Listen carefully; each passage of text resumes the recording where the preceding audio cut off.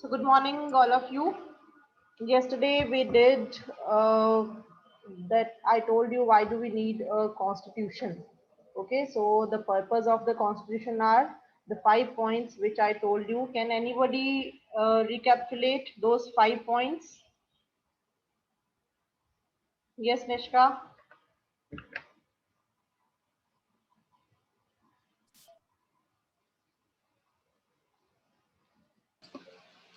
Jannat.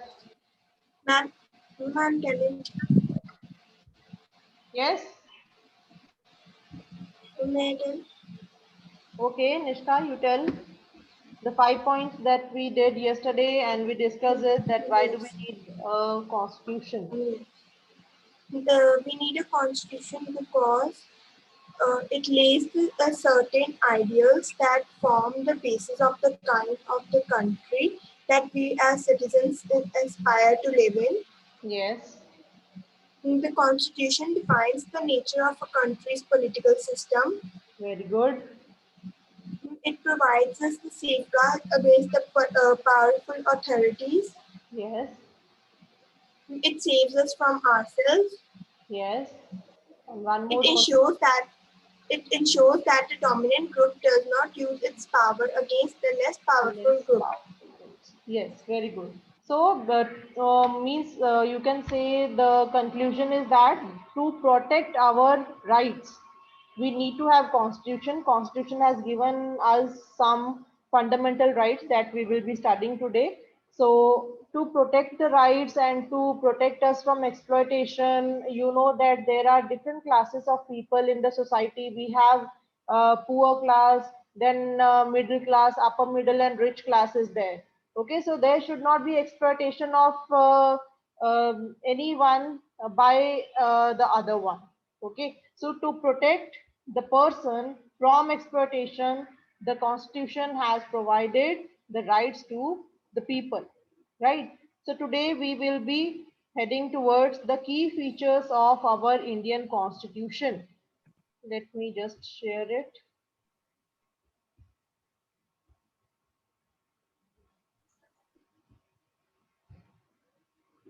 So I hope you are reading from the book also. That is also important.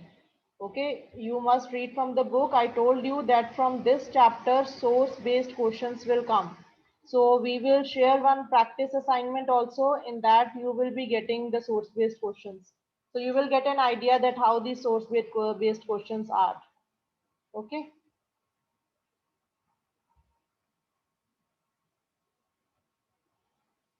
So for that, you need to have understanding of each and every line, each and every concept should be clear. Because it is not the direct answer as in English you get the comprehension and then you look for the answers in the comprehension. It is not like that. It is different. 2-3 lines will be given from the chapter and the questions will be asked related to those, or it can be linked, or it can be something directly or indirectly linked to those lines. Not exactly the correct answer, you will get that.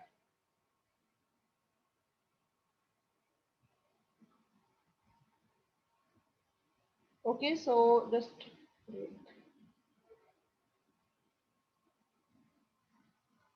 so the Indian Constitution, key features, what are the key features of our Indian Constitution? Before that, you should know little about the history of our Indian Constitution, that how it was made and who made it. So who made it? Who is known as the father of Indian Constitution? Very simple question again and again. Dr. B.R. Ambedkar. Dr. B.R. Ambedkar. But it is not like that that only one person was there. It is not like that that only Dr. B.R. Ambedkar was there and he wrote the Indian Constitution. It was not possible because writing the rules and regulations for the whole nation was a difficult task, and it required around 300 people were involved. Okay, so they had set up one assembly that was known as Constituent Assembly. Okay, so this assembly was especially set up to write the constitution. Okay, Constituent Assembly. So what is Constituent Assembly? It is the assembly that was set up to discuss and frame the Indian constitution, and it comprises of around 300 people from different states all over the country. Okay, so different people from different states, they were called, and then they were made into one assembly, and then they used to have the meetings and discussions on each and every law, each and every article that is written in the constitution. So it was not easy task, and it was not so you can say that it was over in just one day.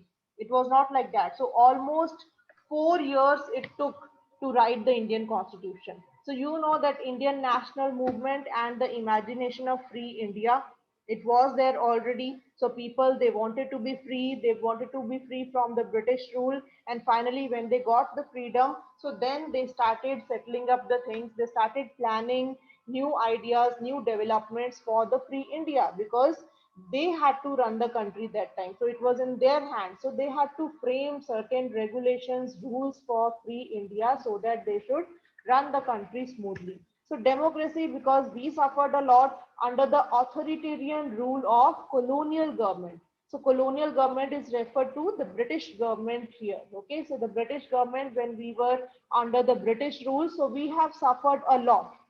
Means there was lot of discrimination between the Britishers and the Indians. So everywhere the Indian people, they had suffered a lot.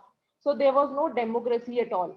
So when India got independence, so that time they were free, and then they started planning, and they were happy that they were free from the colonial government.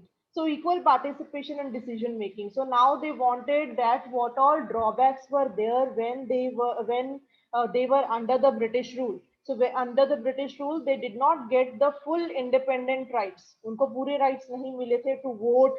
So only some classes were allowed to vote, some were not. So now they wanted equal participation in the decision making process. But how did we achieve this? So that was the problem in front of them, that how do we achieve this? So this was done not by one person, but by a group of around 300 people. And these 300 persons, they came and they formed one assembly that was known as Constituent Assembly. It is given in your book also, I think. Yes. On page number 10.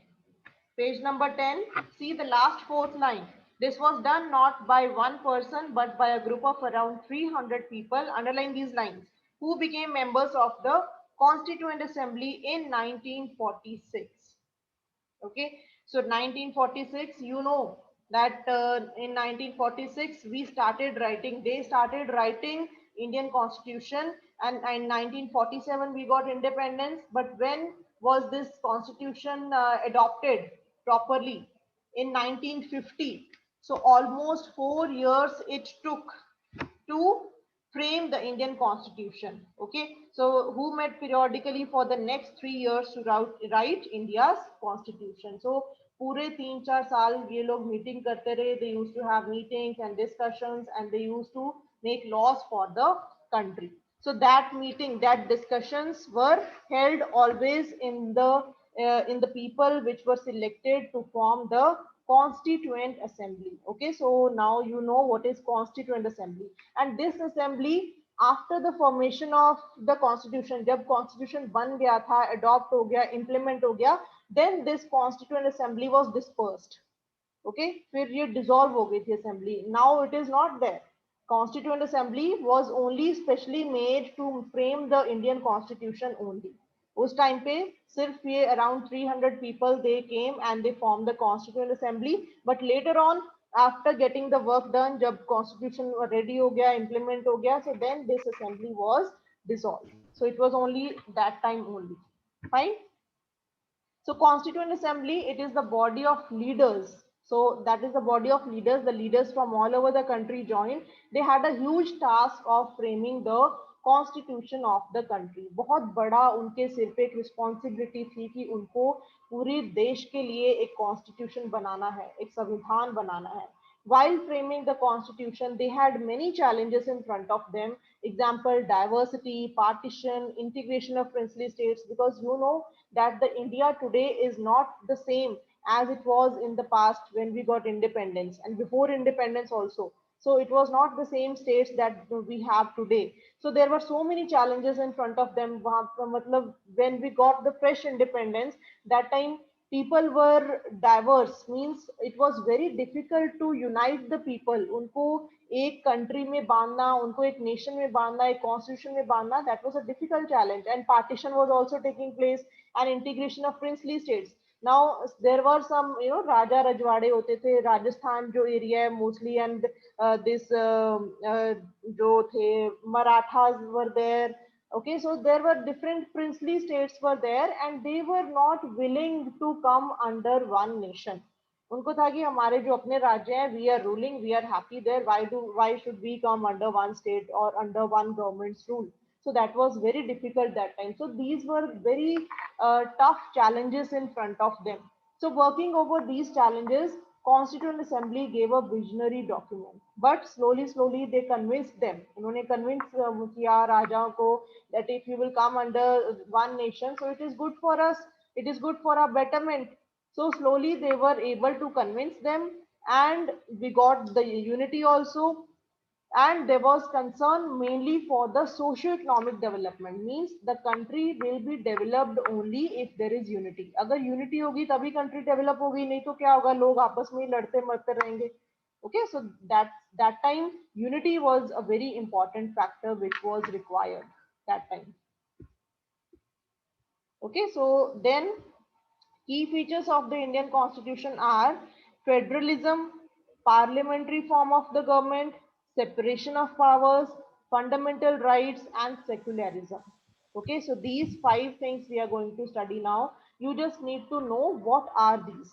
Okay, understand what is federalism, what is secularism, what do you mean by parliamentary form of the government.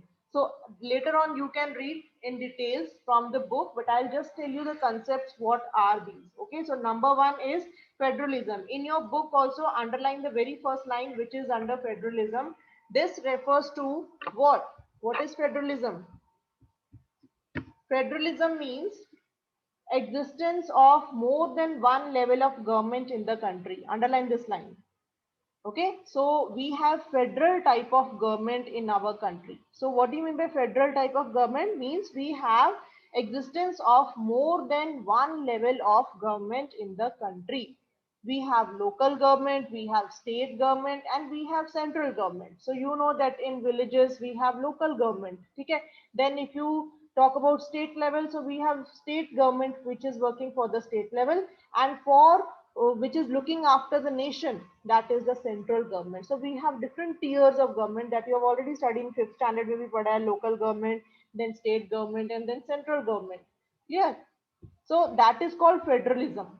Okay, so what is federalism? Federalism is nothing but it is just the existence of having more than one level of government in the country. That is called federalism. So under that we can divide government into 3 parts: local government, state government, and central government.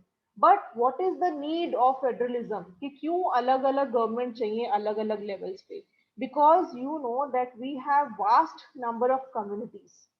Okay, vast number of communities are there, and area is also big. People are also, they are residing in some are residing in the remote areas, and some are residing in the urban areas. So that's why this separation is there. Because how can a single person or a level of government can govern all the communities?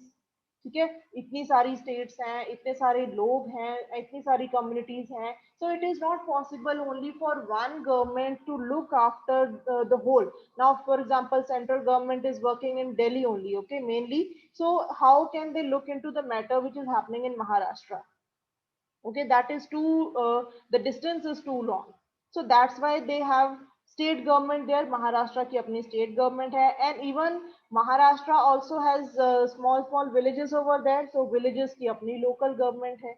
So that's why we have a diverse people. We have, India is a diverse country, so many communities are there, so it is not possible for one government only to look into the matters of all the communities. So that's why we have different levels of the government, that is the local government, state government, and the central government. Okay, so it is important to have another level of government. So that is why it is important, because India is a diverse country which have many people, many communities are there, from different religions are there, different states are there. So that is why it is important to have another level of government. So what is federalism?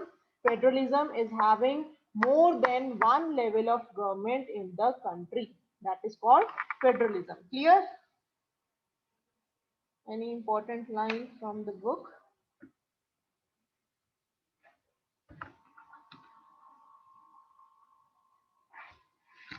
Okay.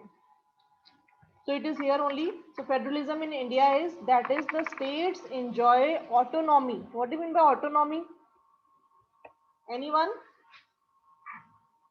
Autonomy means freedom in doing their own things. Okay, so states के पास भी, I told you previously also that states have their own rights. अगर state government बनाई है तो state government को कुछ rights भी दिए हैं that they can take their own decisions, but they have to follow the central government also. Okay, but if anything is there that is not in the favor of the state, so state can reject those proposal of the central government also, that it is not applicable here, so we will not accept it. So that's why states enjoy autonomy in exercising power, but at the same time they follow the laws of the central government also. Okay, so they have to work in accordance with the central government, but sometimes if they feel that this is not good for our state, so they can deny and they have the power to reject the proposals of the central government. Constitution contain lists that specify the law making power of each tier. So constitution में everything is there, everything is written in the constitution कि states के क्या rights हैं, nation के क्या rights हैं, and what can the states independently do. States independently क्या क्या कर सकती है. So everything is mentioned in the constitution, the law making power of each tier. Each tier means tier here means the different levels. Okay, local government, state government and central government. So हर एक tier के अपनी अपनी power है. So they can make laws on their own power which they have.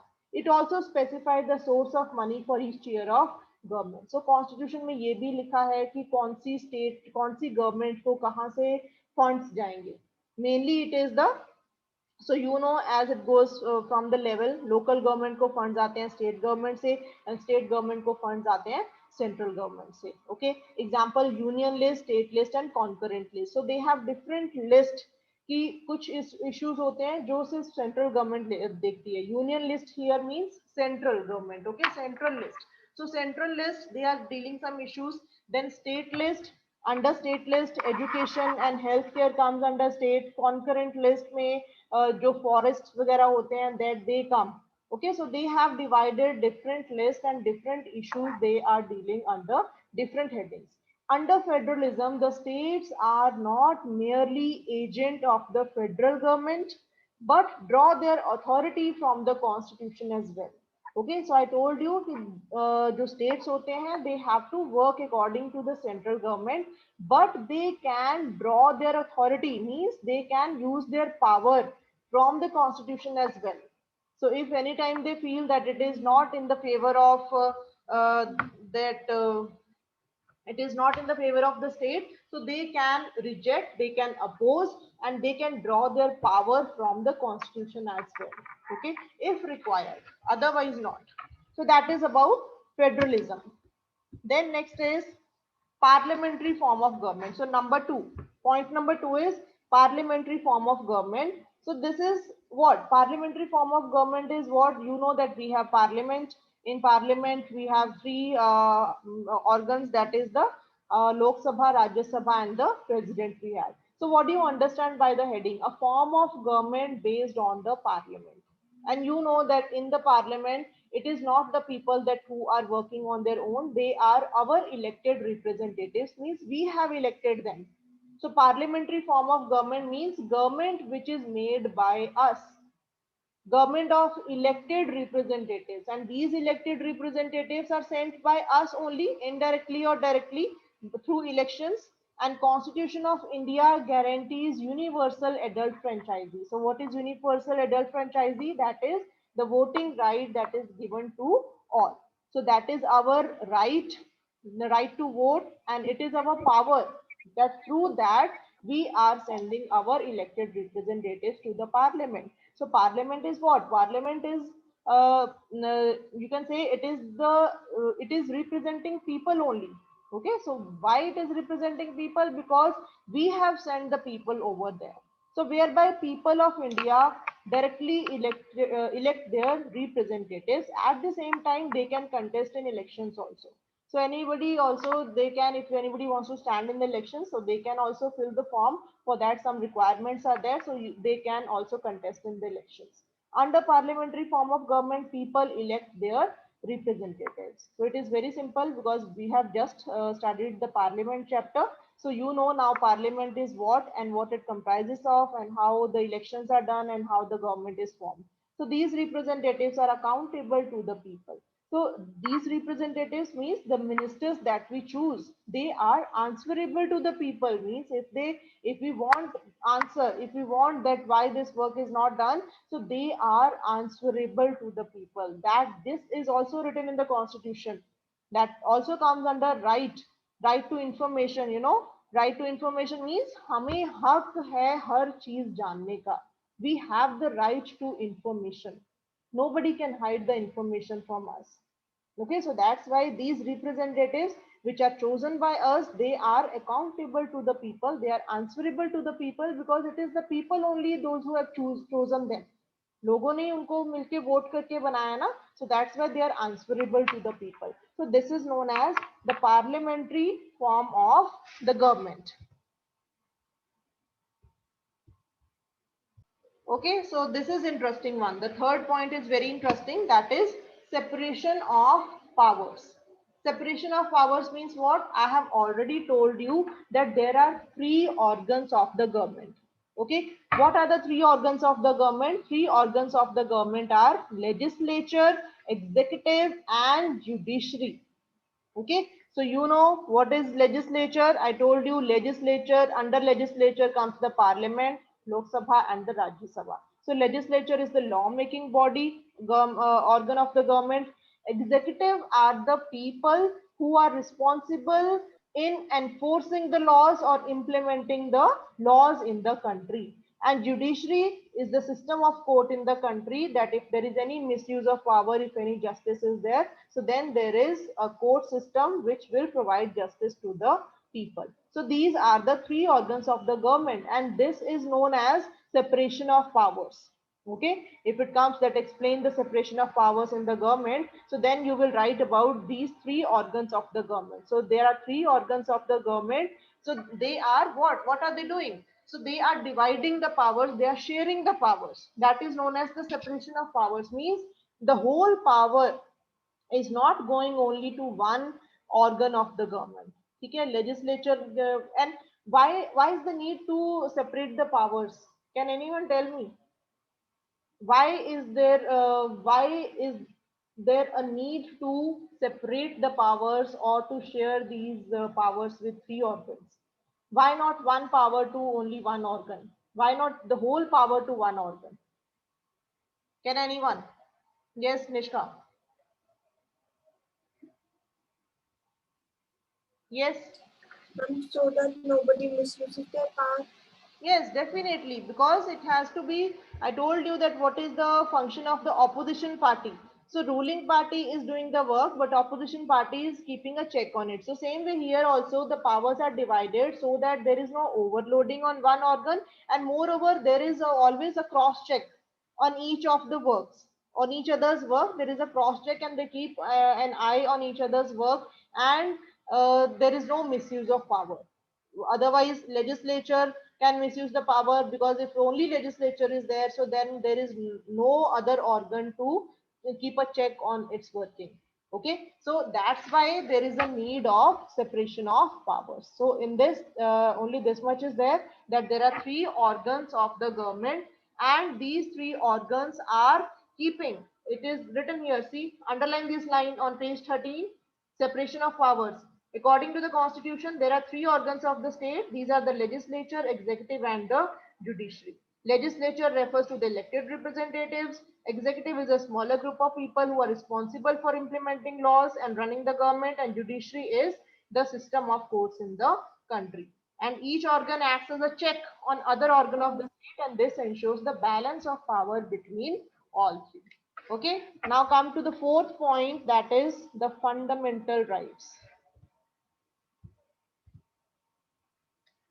Okay, so to maintain the balance of power, that's why there is separation of powers. Now this is very important part which the constitution has given us, because this is always we say na, that if anybody is making you stop, if anybody is stopping you from speaking, then you say it is my freedom to talk, I have a freedom of speech, nobody can stop me. So that is means you have some rights which are provided to you by the constitution, that are known as fundamental rights. So there are 6 fundamental rights that have been uh, uh, framed in the constitution. Fundamental rights are referred as the conscience of the Indian constitution. Okay, this is the base of the Indian constitution, because see, India country is made up of what? Country is made up of people, and people are very important for the working of the country, and the foremost duty of the nation is to take care of the rights of the people so that they are not exploited. That means that is the base of the Indian constitution, fundamental rights. Learning from the past experiences of the colonial rule, because you know, when we were under colonial rule, that is under the British rule, so there was so much of sufferings that time. Constitution makers wanted to ensure a set of written rights that would guard against the misuse of state. Okay, कि कुछ written rights दिए हैं लोगों को, जो उनको protect करते हैं. So fundamental rights protect the citizens against the arbitrary and absolute exercise of power by state. Okay, arbitrary means permanent, and which is not permanent, and absolute means permanent. Okay, so some powers which are given to the state, some are temporary, some are permanent, so as well as other individuals also. Because why do we say temporary permanent? Because ministers and government, they keep on changing. ऐसा नहीं होता है कि एक ही government है, so ऐसे if the government is changing, ministers are changing, if anybody is coming, ऐसे नहीं है कि एक गवर्नमेंट के अंडर ये सिस्टम था, now if the next government is there, so that system is not there. So that's why fundamental rights are always there in the Indian constitution, चाहे government बदलती जाए, minister बदलते जाए, but जो fundamental rights हैं जो Indian constitution में, that will never change. Okay, fundamental rights guarantees the right of minorities against the majority. So this you will write in your notebook also, the 6 fundamental rights. Okay, see here, tick this box on page number 14, blue box. The fundamental rights in the Indian constitution, 1 2 3 4 5 6 are given, and explanation is also given. So you need to read here from here. First one is right to equality. Right to equality means it cannot be like this, that if any company, men and women are working, and men are being promoted and women is not given the promotion. ठीक है, why? Because if that is done, that means the right to equality is being exploited. ठीक है, वहां पे right to equality exploit हो रहा है. That means men and women are equal in all spheres of life. So there is right to equality everywhere. And right to equality is not only applicable to men and women, but to the higher class and the lower class also. So ऐसा नहीं होना चाहिए कि कोई job के लिए गया है, so जो हाई क्लास है वो उसने कोई सिफारिश डाल दी है, या he is giving money to the organizers, so that is also then right to equality is exploited. So the you can say the job should be given to the deserving candidate based on the potential and the talent that the person has. So that is called the right to equality. Okay, then is right to freedom. Right to freedom means you have freedom, right to freedom of speech. That means you can talk freely, nobody can stop you. Okay, you have your own opinion, always matters कि आपकी क्या opinion है, आपकी क्या राय है. And expression, the right to form associations, right to move freely and reside in any part of the country. So you have the right कि आप पूरी कंट्री में कहीं पे भी जाके रह सकते हो, घूम सकते हो. And the right to practise any profession, occupation और बिजनेस. आप कोई भी प्रोफेशन में जा सकते हो, ऑक्यूपेशन में जा सकते हो, बिजनेस में जा सकते हो. So that is your right to freedom. Nobody can force you, not even your parents. They can only guide you or advise you, but they cannot pressurize you and they cannot force you. Okay, so that you as an individual, you have your right to freedom, that you can practice any profession, You can go take any occupation that you want to. Okay, nobody can stop you. Then third is right against exploitation. Right against exploitation means the constitution prohibits human trafficking. What is human trafficking? Human trafficking means कि you might have seen in the movies, कई बार movies में या वो सावधान India आता है, crime petrol आता है, उसमें देखा होगा that there is buying and selling of the people also. कि छोटे छोटे बच्चों को खरीदते हैं, बेचते हैं, बेच के खरीद के उनको means they are sent to another countries. So that is called human trafficking. Human trafficking means the buying and selling of the humans, especially the girls are being used here. Okay, so human trafficking, that is also exploitation. Forced labor. Forced labor means if anybody is working under anyone and he is not getting the proper wages, उसको force करके अपने अंदर वो काम करवा रहा है कि तेरे को मेरे अंदर काम करना पड़ेगा. So that is also exploitation. And you know, child labor is always there. Children working under 14 years of age, so that is also child labor. Child labor is also a kind of exploitation. Nobody can force the child to work under him or wherever any company or any factory is there. So nobody can force any child to work over there if the child is under 14 years of age. So this is right against exploitation. So if this kind of thing is happening anywhere, so it is your duty, it is your moral duty to inform the police that this kind of exploitation is happening here. Okay, so right against exploitation, you have that. Nobody can force you. Then right to freedom of religion. Religion, you know that some are Sikhs, some are Hindus, some are Christians. So any time, it is not like that that we are born in the Punjabi family, so we have to follow Sikh religion only. So we have the right to freedom of religion. Means any time, at any point of time in the life, if you feel that you want to convert to some another religion, you can do so. That is also your right. So right to freedom of religion means it is provided to all citizens. Every person has the right to practice, profess and propagate the religion of their choice. Even being Punjabi, if I am more inclined towards Christianity or what, so I can get converted to. Nobody can force me. That is also my right to freedom of religion. Then cultural and educational rights. So cultural and educational rights means every person has the right to preserve and develop their own culture. So constitution states that all minorities, religious or linguistic, can set up their own educational institutions. अब ऐसे नहीं है कि I am in Punjab, so if I want to set up any Punjabi medium school here, that I can do. Nobody can stop me. Okay, so that is my educational right. That is my cultural right, which I want to inculcate in the future generation. So okay, so cultural and education rights means I want to preserve my culture, I want to preserve my education. So I want to impart, if I am Punjabi or if any other state also, if anybody wants to open Telugu medium school or something like that, so they are free to do so. Nobody will stop them. And lastly, the last right is the protector of all the rights. ठीक है, last right क्या है? Last right is right to constitutional remedies. Right to constitutional remedies means if any of the 5 rights that we have discussed, अगर इनमें से कोई भी 5 rights आपका exploit होता है, then you can go to the court. आप कोर्ट में जाके केस कर सकते हो and you will be given a fair justice. So this allows citizens to move to the court if they believe that any of their fundamental rights have been violated by the state. Clear? So these are the 6 fundamental rights that you will write in your notebook also. Okay, only write, don't explain them. Explanation is not required. Just put the heading fundamental rights and write these 6 points. Clear? So meeting is going to be over. We are left with one point only, that is secularism, that we can discuss tomorrow and it will be finished.